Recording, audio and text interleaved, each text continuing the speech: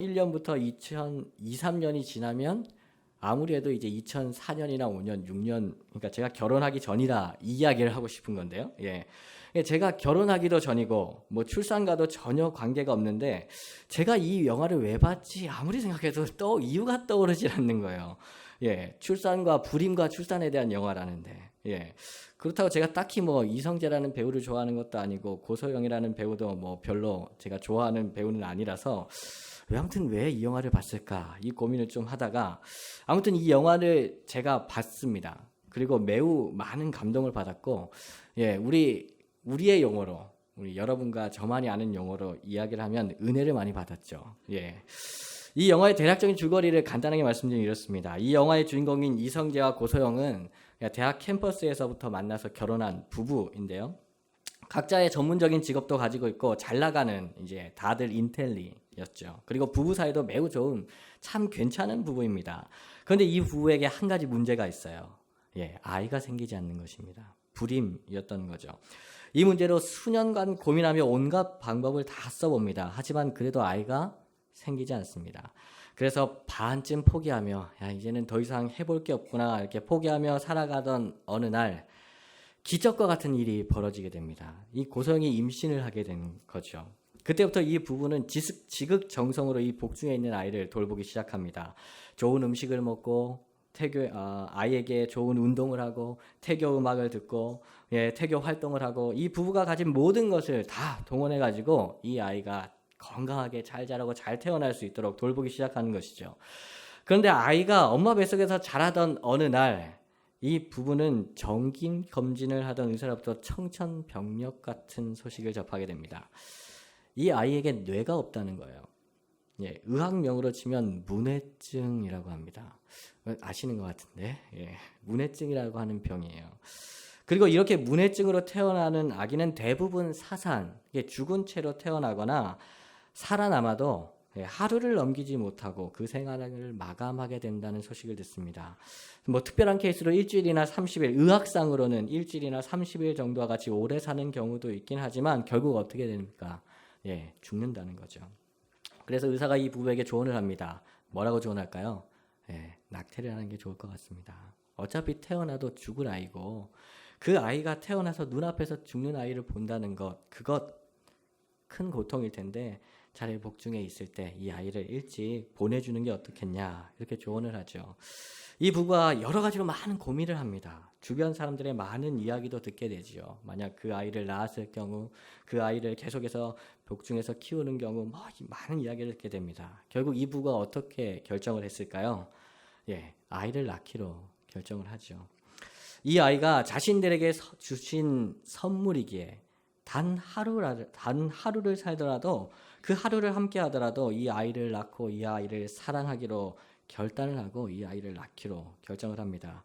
그리고 이 부부는 이전보다 더욱 이 복중의 아이를 사랑하고 돌보죠. 예, 혹여나 이 아이가 사산될까 걱정하면서 모든 것 다 정리하고 이 아이를 돌보는 데만 힘을 씁니다. 그리고 가까스로 여러 번의 위기를 넘기고 이 아이를 출산하는 날이 다가옵니다. 그리고 그 출산하는 장면이 제 마음에는 이 장면이 가장 하이라이트인데요. 예.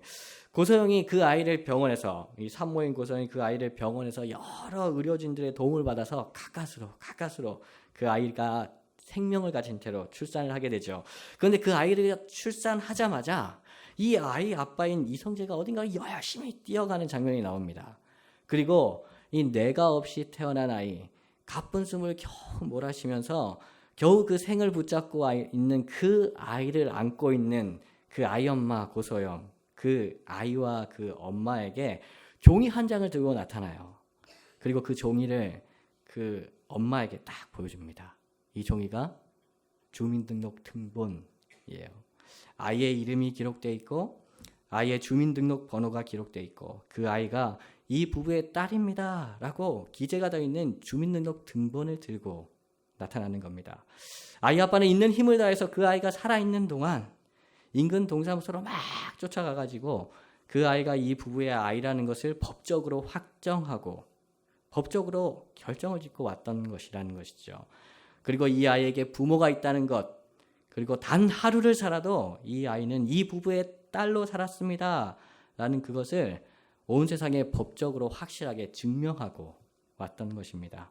아이 아빠는 그것을 위해서 이 아이가 태어나자마자 그 숨이 끊어지기 전에 돌아오겠다는 그 마음을 가지고 온 힘을 향해 달려서 그 동사무소로 뛰어가서 법적인 절차를 밟고 왔던 것이죠. 그리고 그 모든 것이 확정된 그 종이 한 장, 그 종이 한 장을 들고 그 아이와 산모에게로 돌아왔던 것입니다. 사랑하는 성도 여러분, 오늘 우리가 함께 읽은 룻기 4장에는 이 아이와 아빠와 같은 마음, 제가 생각하는 이 아이와 아빠와 같은 마음을 가지고 등장하는 인물이 있습니다. 바로 소망 없이 살아가는 나오미와 룻을 위해 간절한 마음을 가지고 달려가는 사람, 바로 보아스이죠. 왜냐하면 오늘 우리가 함께 읽은 룻기 4장이 이렇게 시작하기 때문입니다. 보아스가 성문으로 올라가서 거기 앉아 있더니, 룻기 4장의 말씀은 이렇게 시작하죠. 보아스는 나오미의 말대로 날이 밝자마자 그 일, 기업 물을 자의 일을 확정하는 일, 그 일을 성취하기 위해서 어디로 갔습니까? 성문으로 갔습니다. 그리고 거기에 앉았다라고 오늘 본문은 기록하고 있지요. 그렇다면 왜 보아스는 날이 밝자마자 성문으로 갔을까요? 왜냐하면 이 시대의 성문은 백성들의 생활에 있어서 매우 중요한 역할을 하는 곳이었기 때문입니다. 사회적, 행정적, 사업적인 교섭과 종교적인 행사가 모두 다 성문에서 이루어졌기 때문이지요. 성문은 공무 집행의 장소였으며 공공회의의 장소였습니다. 백성들에게 율법을 읽어주는 장소였고 말씀을 선포하는 장소이기도 했지요. 성문에서 국가적인 축제가 벌어졌고 때때로는 죄인의 시신을 성문에 걸어두기도 했습니다. 그리고 무엇보다 성문은 법정으로서의 역할을 하는 곳이었습니다. 신명기 29장 19절은 패역한 아들에 대한 규정을 이야기하며 이렇게 기록하고 있습니다.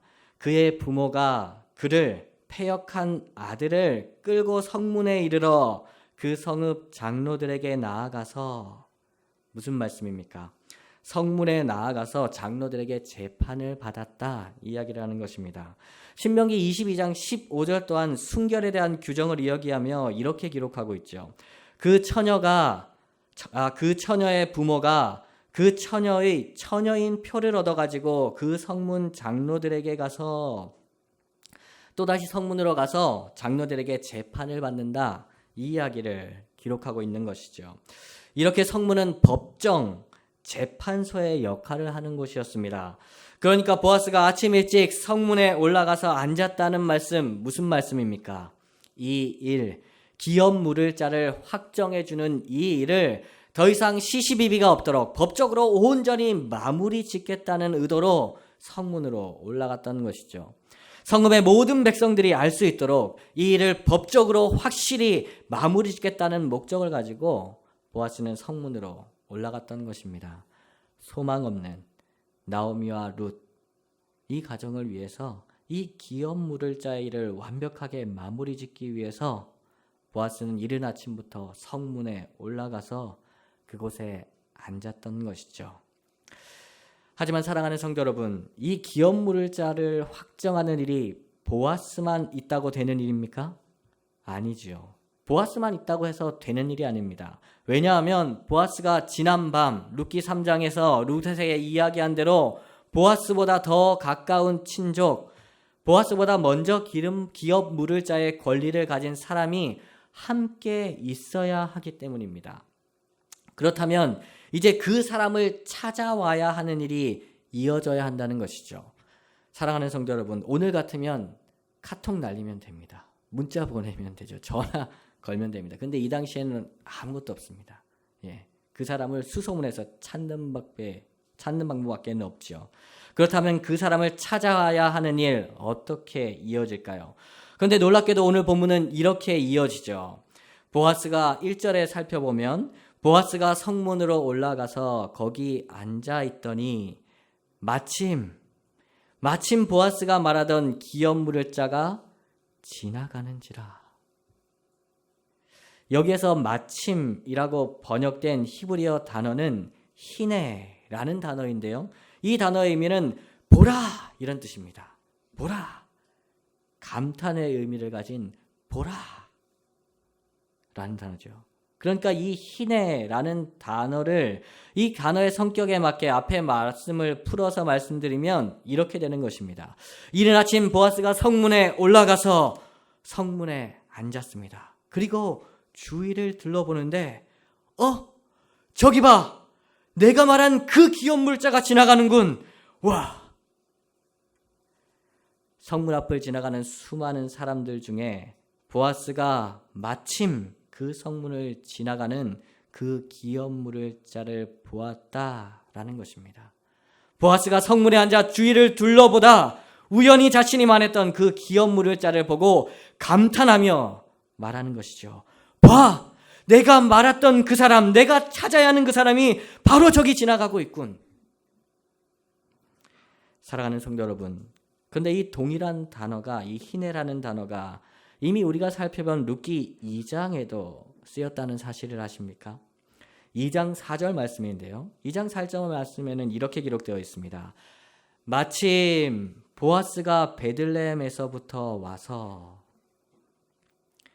보리밭에서 룻과 보아스가 처음으로 만나는 장면, 그 장면에도 이 희네라는 단어가 쓰였다는 것이죠. 무슨 말씀입니까?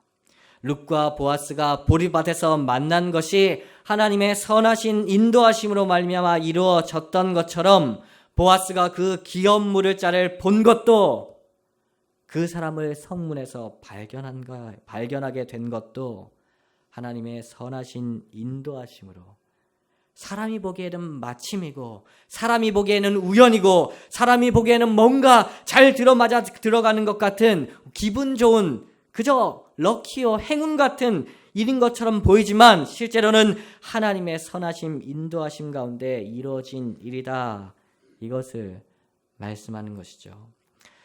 사랑하는 성도 여러분, 이렇게 성도의 삶에는 하나님의 선하신 인도하심이 있다라는 것입니다.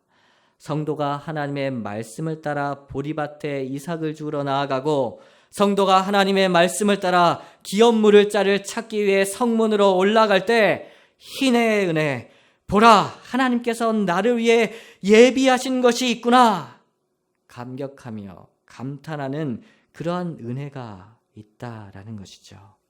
이러한 희네의 은혜, 하나님의 선하신 인도하심과 예비하심을 경험하는 그런 은혜가 있는 우리 사랑하는 성도님들 되시기를 주님의 이름으로 축복합니다. 이렇게 하나님의 인도하심으로 성문에서 기업 물자를 만난 보아스는 기업 물자에 대한 일을 이제 마무리 지어 가지요. 2절을 살펴보면 보아스는 이 일에 대한 법적인 절차, 그 법적인 절차를 위해서 그 성읍 장로 10명을 청하여서 앉도록 합니다. 그들을 증인으로 이 일을 확정하려 했던 것이죠. 그리고 기업 물자를 불러서 그에게 묻습니다. 오늘 본문에는 보아스가 기업 물자에게 묻는 질문은 두 가지인데요. 그리고 이 두 가지 질문은 기업 물자가 책임져야 하는 두 가지 책임을 이야기하는 것이기도 합니다.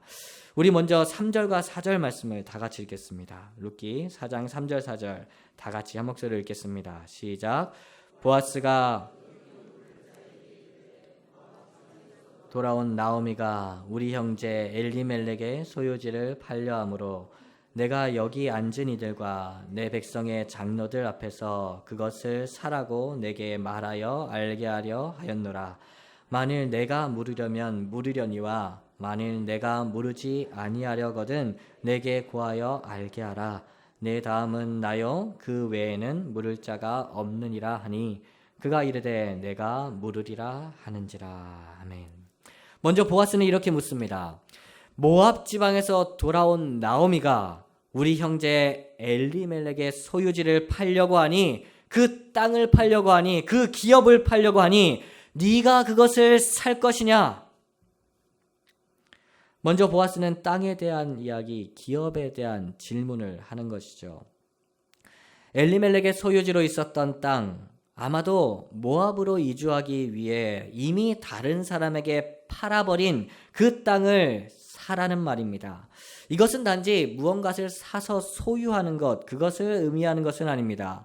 나오미가 원래 그 남편인 엘리멜렉의 땅을 다시 되사올 능력이 없으니 엘리멜렉의 형제가 된 우리가 그 땅이, 그 기업이 다른 집하나 다른 사람의 소유가 되지 않도록 하기 위해서 되사와야 한다, 이 이야기를 하는 것이죠. 그렇게 보아스는 사라라는 말 이후에 또한 구원하다, 구속하다라는 의미를 가진 무르다라는 말을 또한 이 사람에게, 이 기업물자에게 사용하고 있는 것이죠. 이러한 보아스의 질문에 기업물자가 어떻게 대답을 했습니까? 이렇게 대답을 하죠. 그가 이르되 내가 물으리라. 그 기업물자가 그 땅을 사겠다고, 그 땅을 물으겠다라고 이야기를 하는 것이죠. 그러자 보아스가 두 번째 질문으로 다시 이렇게 묻습니다. 본문 말씀 5절인데요. 우리 5절도 다 같이 읽겠습니다. 5절입니다. 시작. 보아스가 이르되 내 아내 모압 여인 룻에게서 사서 그 죽은 자의 기업을 그의 이름으로 세워야 할지니라 하니. 두 번째로 보아스가 묻는 것은 무엇입니까? 보아스는 이렇게 묻는 것이죠. 네가 나오미의 밭을 사겠다고 했는데, 나오미의 밭을 무르겠다고 했는데, 그렇다면 단지 그것이 그 땅만을 사는 것이 아니라 나오미의 남아있는 며느리, 그 모압 여인 룻을 아내로 맞이해서 그 사이에 낳은 아들로 말미암아 그 죽은 형제의 이름이 이 땅에서 이어지도록 해야 한다는 것, 그것도 알고 있는 것이지? 이렇게 묻는 것입니다. 그 책임, 그 죽은 형제의 이름이 이어지도록 할 책임이 있다는 것, 그것도 분명히 알고 있는 것이지? 라고 보아스는 다시 한번 그 기업물자에게 묻는 것이죠. 그러자 이 질문에 대한 기업물자의 대답은 무엇입니까? 6절 말씀인데요. 기업물자가 이렇게 대답합니다. 그 기업물자가 이르되 나는 내 기업에 손해가 있을까 하여 나를 위하여 물으지 못하노니 내가 물을 것을 네가 물으라. 나는 물으지 못하겠노라. 6절 말씀 무슨 말씀입니까? 물으지 못하겠다라고 이야기하는 것입니다. 책임을 지지 않겠다라고 이야기하는 것이죠. 그 이유가 무엇입니까? 6절 말씀 한가운데 나와 있는 것처럼 내 기업에 손해가 있을까 하여, 내 기업에 손해가 있을까 하여 라는 말씀에서 알 수 있는 것처럼 자신이 손해를 볼까봐, 자신이 피해를 볼까봐 물으지 못하겠다라고 이야기를 하는 것입니다. 그렇다면 왜 이 기업 물을자가 처음에는 기업을 물으겠다라고 했다가 다음에는 기업을 물으지 못하겠다라고 한 것일까요? 어떠한 손해가 있었기에 이 사람은 이렇게 이야기하는 것이겠습니까? 이 이야기를 다시금 쉽게 설명을 드리면 이렇게 됩니다. 처음에 보아스가 땅을 물으는 이야기만 했을 때 이 기업 물자는 이렇게 생각했던 것입니다. 그래, 땅을 되사오는데 돈은 좀 들겠지만 그 땅에서 나는 소산이 있으니 시간이 지나면 땅 사는데 든 돈은 다 회수할 수 있겠지. 그리고 늙은 과부 한 명 보살피는데 그리 많은 돈은 들지 않을 거야. 그리고 그 나오미가 죽게 되면 그 집안에는 남자가 없으니 그 기업, 그 땅 영원히 나의 것이 되겠지. 그래, 이 정도면 괜찮은 장사인 것 같다. 좋아, 그 땅 내가 사도록 하자. 그 땅 내가 무르도록 하자. 그는 엘리멜렉의 땅을 무르는 것이 자신의 기업에 이익이 된다라고 생각을 했던 것이죠. 하지만 보아스가 나오미에게 며느리가 있다는 이야기를 하기 시작했을 때, 그리고 그 며느리 룻과 결혼하여 죽은 자의 이름으로 기업을 세워야 한다는 이야기를 하고 있을 때, 이 기업 물을 자는 자신의 생각을 180도 뒤집을 수밖에 없었을 것입니다. 아마 그 사람은 이렇게 생각했겠죠. 그 사람의 생각은 이랬을 것입니다. 나오미에게 며느리가 있다고? 그것도 이방 여인인 모압 여인? 그래, 나오미에게 젊은 과부 며느리가 있다는 이야기를 들은 것 같기도 해. 그러면 엘리멜렉의 땅을 무르는 이야기가 어떻게 되는 거야? 땅만 무를 수는 없고 수원법에 따라서 그 모압 여인과 결혼해야 하는 거잖아. 그리고 만약 나오미의 며느리인 모압 여인 룻과 결혼해서 아들을 낳기라도 한다면 나오미와 룻을 보살피는 것도 모자라 그 아이가 다 자랄 때까지 양육도 해야 하고 그 아이가 자라서 성인이 되면 내가 물은 엘리멜렉의 기업을 다 가지고 나가서 엘리멜렉 가문의 사람이 되는 거잖아. 땅을 물은 비용에, 먹여 살리는 비용에, 그리고 마지막에는 모든 기업을 다 내주어야 한다고? 이렇게 손해보는 건 결코 할 수 없지. 물으는 것 포기해야 할 것 같아. 이건 100% 손해보는 장사 아니야. 이런 일을 할 사람이 누가 있겠어? 아무튼 나는 이 일에서 손을 떼야 되겠구만.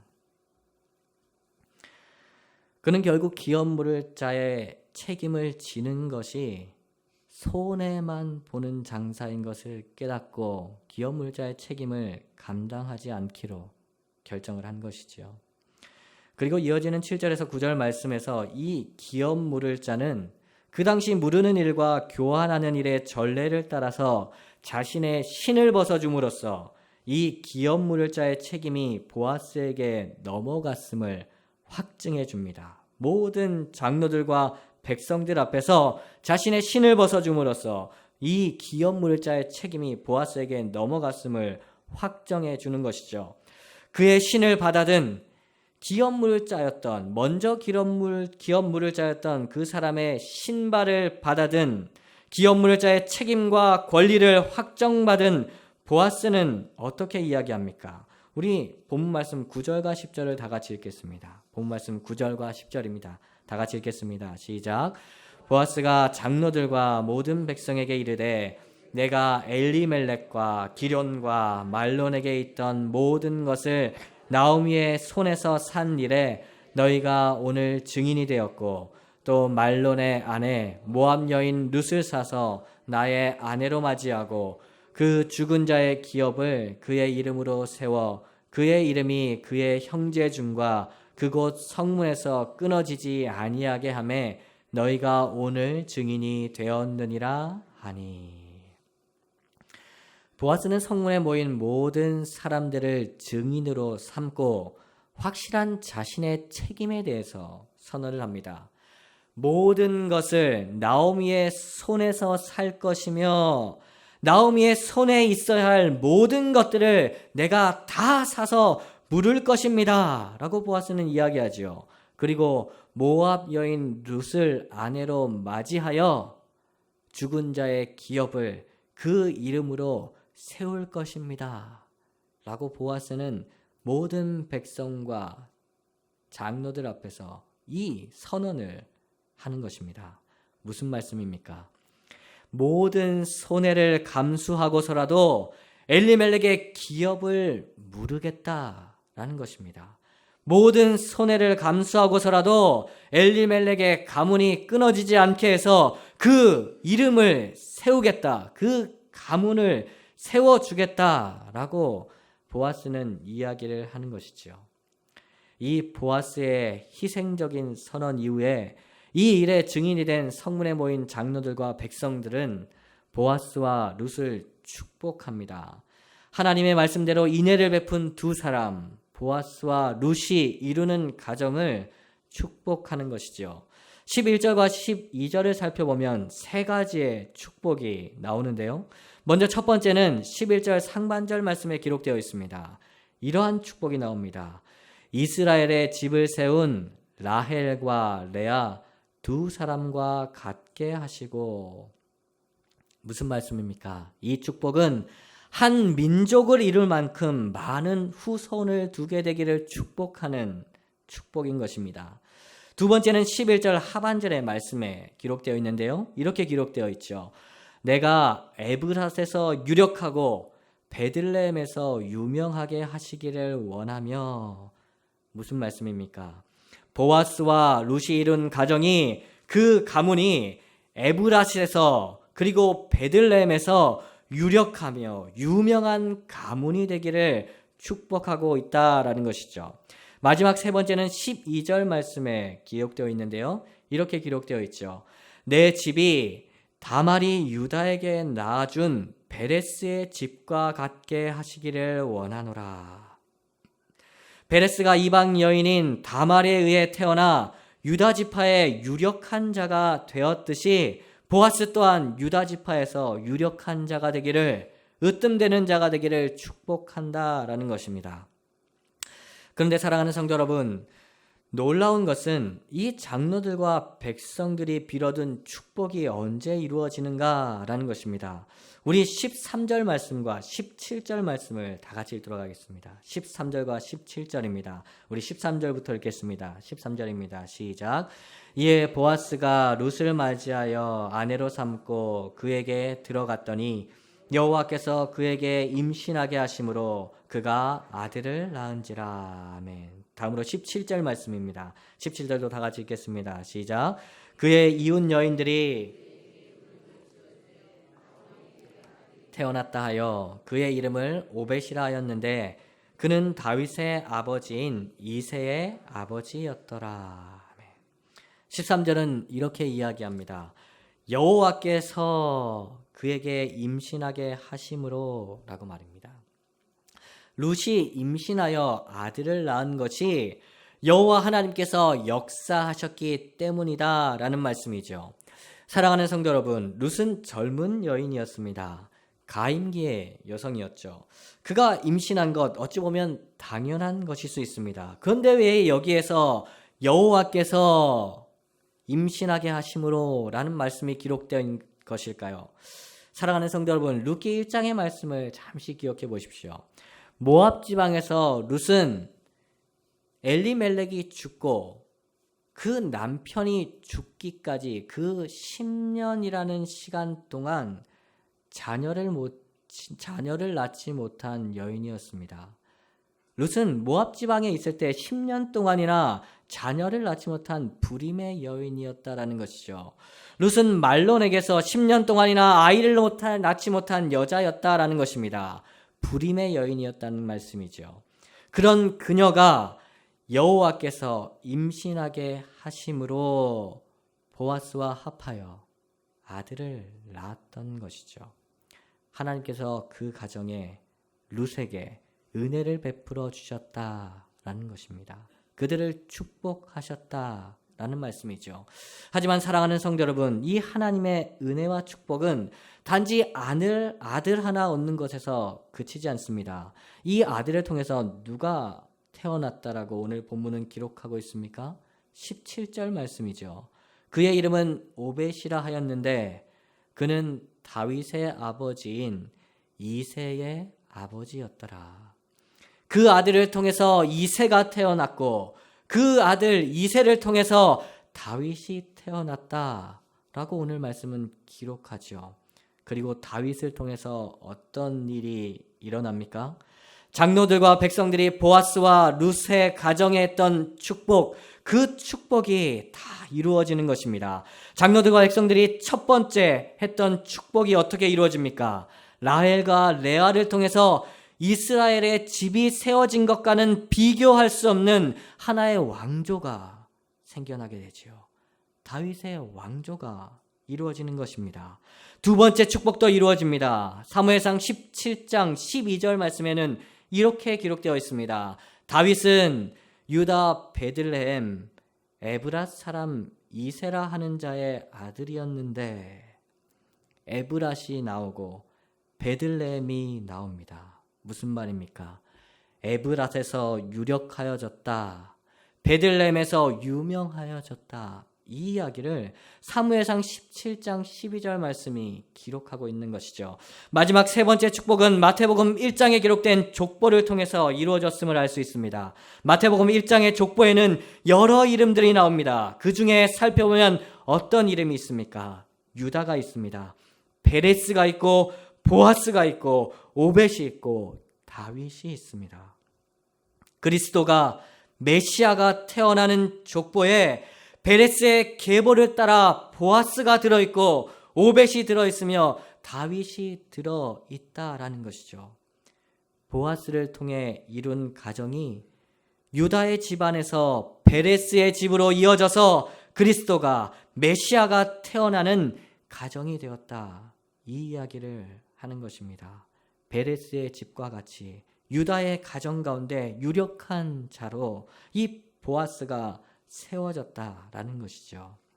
하나님께서는 장로와 백성들이 축복했던 그 축복을 넘치게 이루셔서 보아스와 룻이 아들을 낳아 죽은 자의 이름을 끊어지지 않게 보존했을 뿐만 아니라 그 아들을 통해 이스라엘의 최고의 왕 다윗이 태어나게 하시고 그 다윗과 맺은 언약으로 말미암아 다윗 왕조 한 나라가 생겨나게 하시고 그 마지막에는 예수 그리스도 모든 인류의 기업을 물을 자가 되시는 구원자 메시아 예수 그리스도가 태어나게 하셨다라는 것입니다. 모든 축복이 넘치도록 이루어진 것이지요. 한 가정이 보존되고 한 나라가 세워지고 온 세상이 구원받게 되는 일이 일어났다라는 말씀입니다. 여기까지가 룻기 4장이 이야기하는 것입니다. 이제 말씀을 마무리하겠습니다. 사랑하는 성도 여러분, 오늘 본문의 마지막에 나타나는 놀라운 축복, 한 가정이 보존되고 한 나라와 민족이 살아나며 온 세상이 구원을 받는 이 축복이 어디에서 시작되었습니까? 기업 물을 자의 책임을 지는 사람, 자신의 모든 것을 희생하면서까지 형제의 기업을 무르고 자신의 생명과 같은 아들을 내어주면서까지 형제의 이름을 보존하고자 하는 기업 물을 자의 희생, 그가 베푼 인애로 말미암아 이 모든 축복이 이루어진다라는 것입니다. 그리고 그 기업 물을 자의 정점에는 누가 있는 것입니까? 이 기업 물을 자는 궁극적으로 누구를 가리키며 누구를 바라보게 하는 것입니까? 우리의 기업 물을 자가 되시는 예수님, 기업 물을 자의 책임을 감당하기 위해 하늘 보좌에서 모든 것을 내려놓고 이 땅에 오셨을 뿐만 아니라 우리를 위해 자신의 생명까지 내어주신 그리스도의 희생과 그 인애를 보게 하는 것이죠. 사랑하는 성도 여러분, 그리스도의 십자가는 결코 가벼운 것이 아닙니다. 그리스도의 십자가는 자신의 모든 것을 내어주고 자신의 생명까지 희생하며 잃어버린 우리 영혼을 되찾는 것이며 죽어버린 우리의 생명을 구원하는 것인 것이죠. 그렇기에 그리스도의 희생으로 말미암아 예수 그리스도의 그 기업 물음의 희생으로 말미암아 모든 축복이 우리에게 회복되어지며 주어지게 되는 것입니다. 우리의 기업 물을 자가 되시는 그 예수님께 감사하며 찬양하는 우리 사랑하는 성도님들 되시기를 주님의 이름으로 축복합니다. 그리고 그 기업 물을 자 안에서 부어지는 놀라운 축복을 누리는 우리 사랑하는 성도님들 되시기를 주님의 이름으로 축복합니다.